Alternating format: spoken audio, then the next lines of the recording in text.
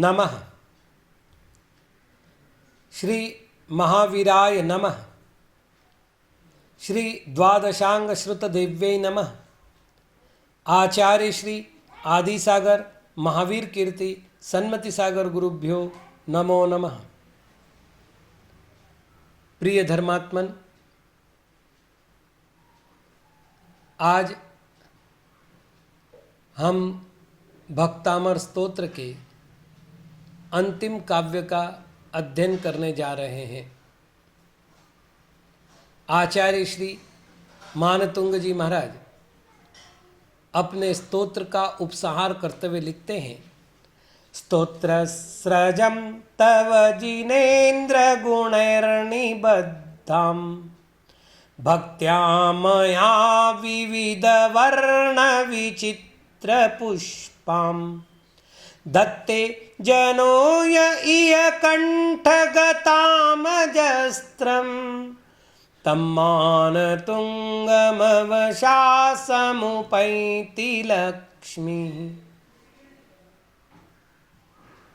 जिनेन्द्र, हे जिनेन्द्र, यह इस संसार में यह जो जन मनुष्य मया मेरे द्वारा भक्त्या भक्तिपूर्वक गुणै गुण से युक्त प्रसाद माधुर्य अथवा धागे से निबद्धाम रची गई अथवा गुंथी गई विविध वर्ण विचित्र पुष्पाम अनेक वर्ण वाले विविध पुष्पों से तब आपके स्तोत्र स्रजम स्तोत्र रूपी माला को अजस्रम निरंतर कंठगताम कंठ में धत्ते धारण करता है, तम उस मानतुंगम मान से उन्नत पुरुष अथवा मानतुंगाचार्य को लक्ष्मी लक्ष्मी अवशा स्वतंत्र होकर समुपैति प्राप्त होती है।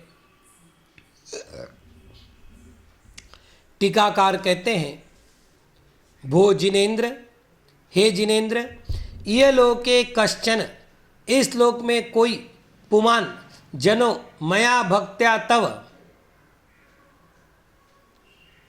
मनुष्य मेरे द्वारा भक्ति पूर्वक तव गुणैर्निबद्धाम भवत तीर्थंकर गुण रचिताम तव गुणैर्निबद्धाम आप तीर्थंकर के गुणों से रचित स्तोत्र स्रजम स्तोत्रमालाम कंठगताम धत्ते धरति स्तोत्र रूपी माला को कंठ देश में धत्ते धारण करता है। तम मानतुंगम जनम लक्ष्मी कमला अवशात गत चित्ता सती अजस्त्रम निरंतम समुपैति प्राप्नोति। उस मान से उत्तुंग मनुष्य को लक्ष्मी ही लक्ष्मी अवशा स्वतंत्र होती हुई अजस्त्रम निरंतर समुपैति प्राप्त होती है। मानेन तुंगो महान मानतुंगस्तम मानतुंगम कवेरभिधानम। माने उत्तुंग जिसका वह मानतुंग है, उस मानतुंग को, मानतुंग कवि का नाम है। स्तोत्र में व स्रक्त स्तोत्र स्रक्ताम, स्तोत्र ही है माला, वह है स्तोत्र स्रक।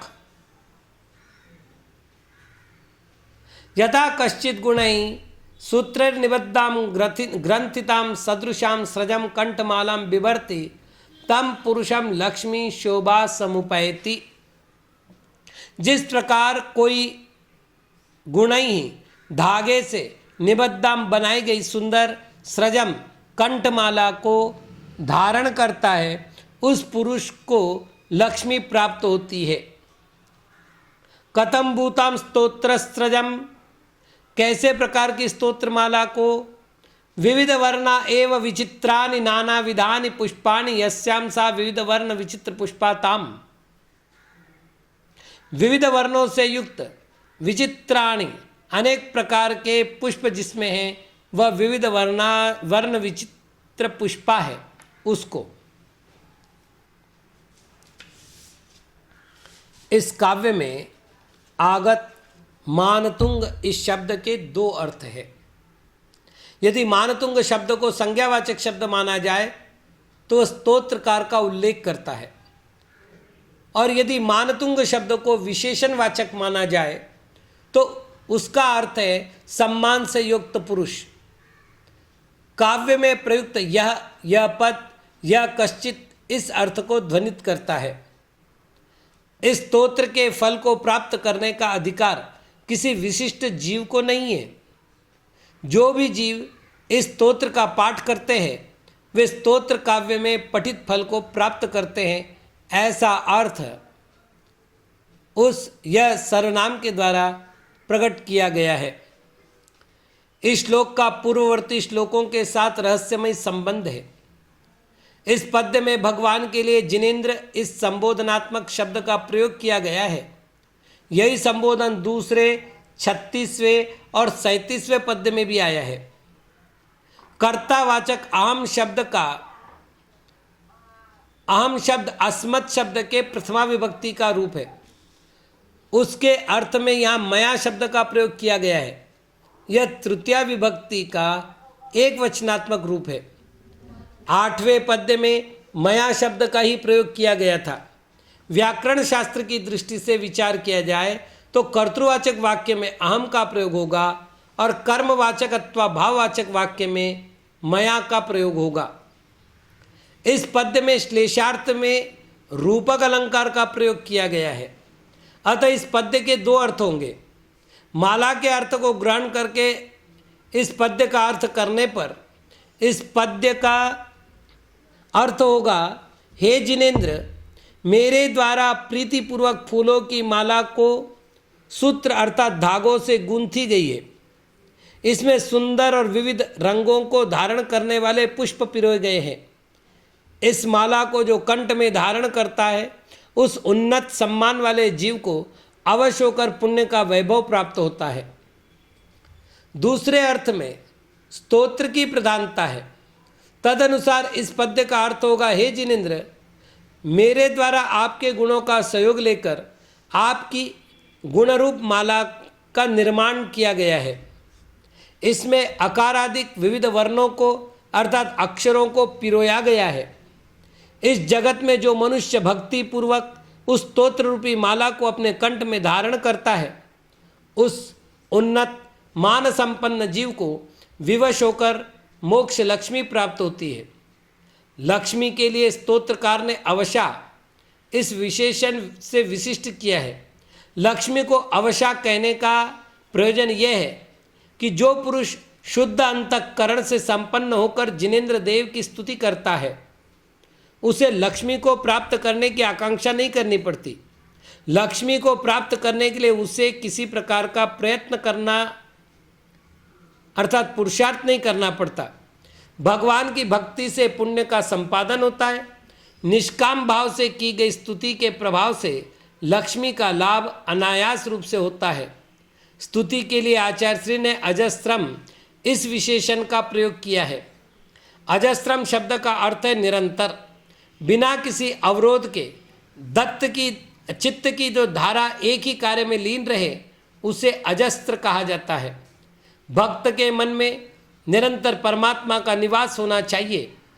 ऐसा होगा तो प्रत्येक क्रिया के समय में उसे परमात्मा का ध्यान रहेगा, फलतः वह पाप कर्म कर ही नहीं सकेगा।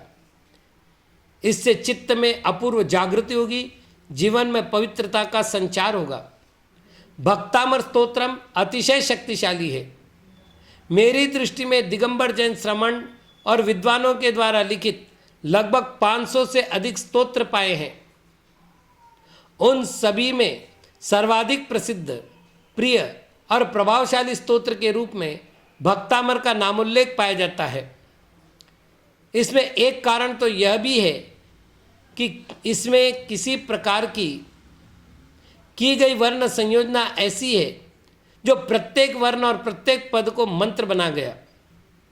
परवर्ती रहस्य ज्ञाताओं ने इसके प्रत्येक श्लोक के साथ मंत्र साधना का संयोग कर दिया। ऐसे महानतम स्तोत्र का अध्ययन अब तक हमने किया है। आज मात्र इतना ही।